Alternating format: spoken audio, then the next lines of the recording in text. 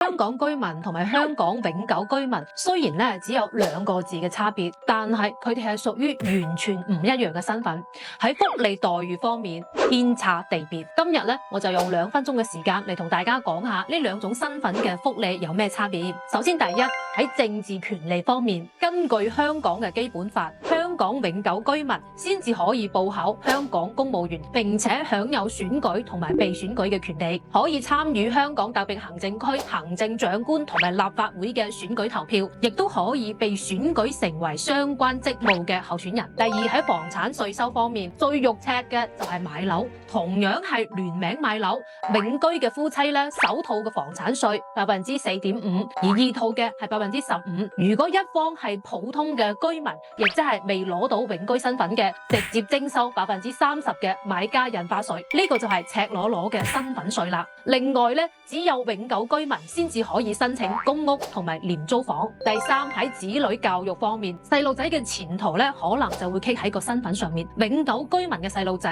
可以第一，用 DSE 成績免試進入清華、北大等138所內地嘅高校；第二，可以參加華僑生聯考，400分就可以上一本噶啦。而居民嘅子女咧，只可以考香港本地或者係海外嘅大學。教育部華僑生聯考規程明確規定，必須持有回鄉證先至可以參加。呢個持有回鄉證咧，佢嘅前提係必須擁有永久居民身份證。第四，喺護照方面嘅特權啦，想帶全家歐洲遊，永久居民攞住香港護照就可以免簽170幾個國家，而普通嘅居民只可以靜雞雞等辦簽證啦。更加噏心嘅就係咧，入境條例規定，非永久居民離境超過3個月可能喪失身份，所以跨國婚姻嘅夫妻長期分居，小心連身份都冇咗㗎。